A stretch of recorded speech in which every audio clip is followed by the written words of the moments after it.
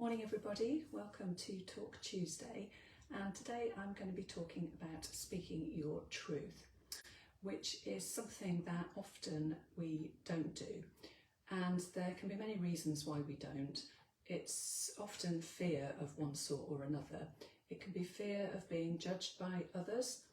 It could be fear of not being accepted and not fitting in with people.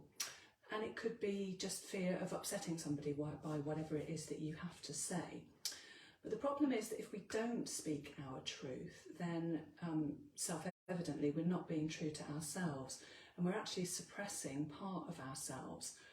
And the other thing is that by trying to fit in with the people around us and the people who are maybe expressing views that are different to our own, we're actually then sort of fitting ourselves into a group of people that really aren't right for us, because if they're expressing views that don't align with our own, then we might be much better off just finding a group of people that do have views that align with our own. I mean, it does depend on the situation, but the point here is that if you speak your truth, you are far more likely to find your tribe, you know, people that you do align with, people that hold the same values as you.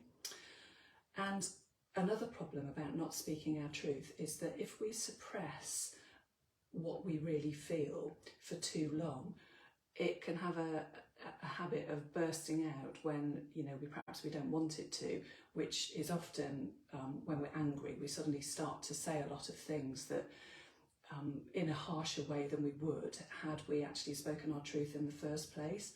And, you know, you can find it sometimes, you see, if people get drunk and they suddenly start saying things that perhaps they wouldn't otherwise, because that filter is off. So self-censorship is not, in long term, it's not a great thing. I mean, obviously there are situations where it's not right to say particular things. I mean, you know, we still need to exercise tact in our lives, but what I'm talking about here is that self-silencing temptation where we just don't say what we mean or what we feel or express our needs because we're worried about what other people think.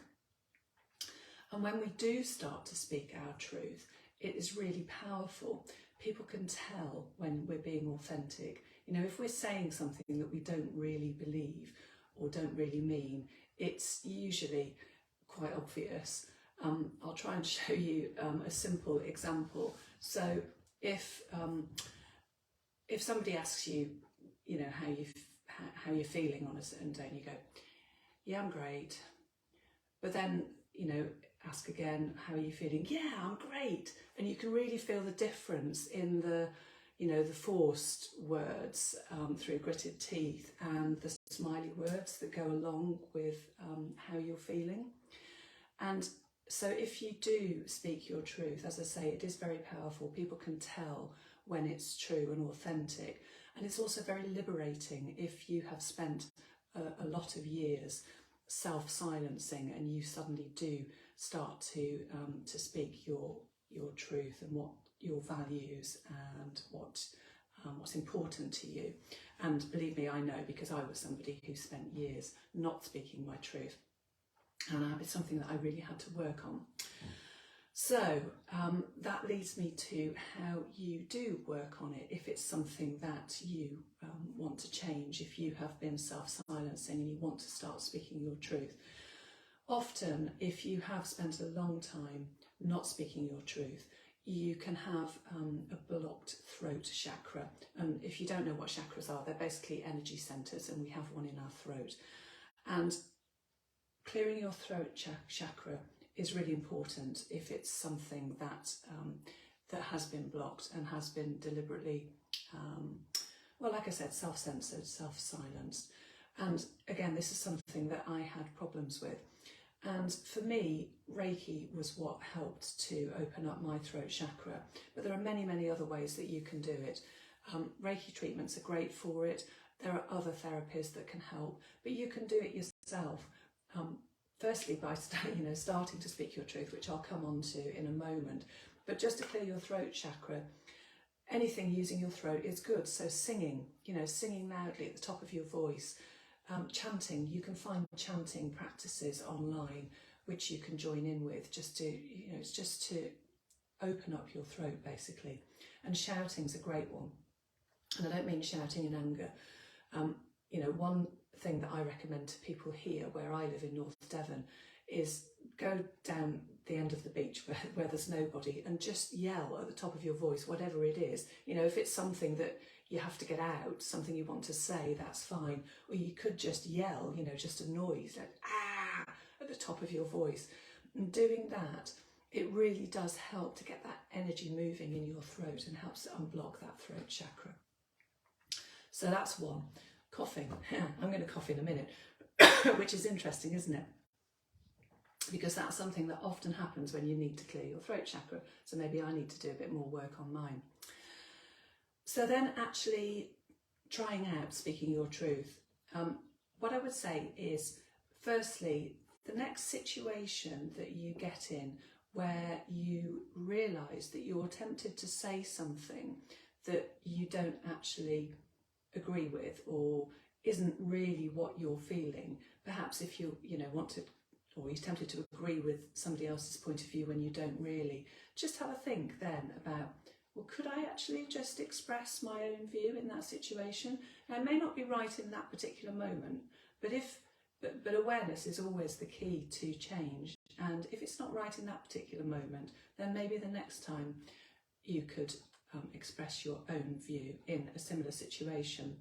Another small way of speaking your truth is, this is something that I talk about actually with people pleasing. Often we can say yes when we really mean no, or we can say no when we really mean yes to something. So if somebody asks you if you want to do something, it could be something really small. Do you want to watch this TV programme? And you say yes just because you want an easy life, but actually you mean no. Well, say no. Other situations like that, pick something small and say yes or no according to what you actually mean. And that could be at the first step on your way of speaking your truth. And that is a big thing if you've habitually gone along with everybody else. Another thing you'll need to do if you're going to encourage yourself to start speaking your truth is to listen to your intuition. Listen to what's inside and what you're really feeling, because your body will always tell you what you really feel and what you really mean. And then you're just going to have to practice expressing that. And as I say, starting small is a really good thing, but really tuning into your intuition is an important part of speaking your truth. And another perhaps small way, perhaps easy way to start speaking your truth. I say perhaps easy, but it probably isn't if it's something that you've struggled with over the years. And it's a situation, for some reason I can't speak this morning, which is really ironic when I'm talking about speaking your truth, but I'm getting all tongue-tied. What I wanted to say is, if you have a situation where you don't understand something and you've been concerned about acknowledging that you don't understand it, you perhaps don't want to say to people that you don't understand or ask for an explanation. This can go back to school days, when you didn't understand what the teacher was saying and you didn't want to put your hand up and ask a question because you didn't want to look foolish, but people often said to you, ask that question because you'll find out there'll be a ton of other people in that same classroom who won't understand as well. It applies going through life. We all have that temptation not to say that we don't understand something because we don't want to seem foolish, but actually it's much better to acknowledge that we don't understand and ask for that explanation. And people won't think we're stupid, they'll just think we're sensible and we're confident in asking for that explanation, and then we'll feel much better because we've asked it, and probably everybody else will feel much better because they didn't understand it either, and then we can just carry along with the conversation. So that's just an example of perhaps a smaller way of learning how to speak your truth before you work up to the bigger situations where you have something maybe that you've gone along with for many, many years, but actually you think it's really time to acknowledge and to express that this really isn't something that you want to go along with. So that's what I wanted to talk about today, speaking your truth. It is something really, really big if you have struggled with it over the years, and you know it won't change overnight. Nothing does. Change always takes time, but if you work on it, and you know if you get help if you need it, like I said, you know maybe some Reiki or some other therapy to open up your throat chakra, that can really, really help. But as I also said earlier on, if you do start speaking your truth, it is so powerful and it is so liberating, and it really helps you to grow into the fullest sense of yourself. So I hope that you found that helpful. As always, thank you so much for watching, and I will be back here next week. Bye for now.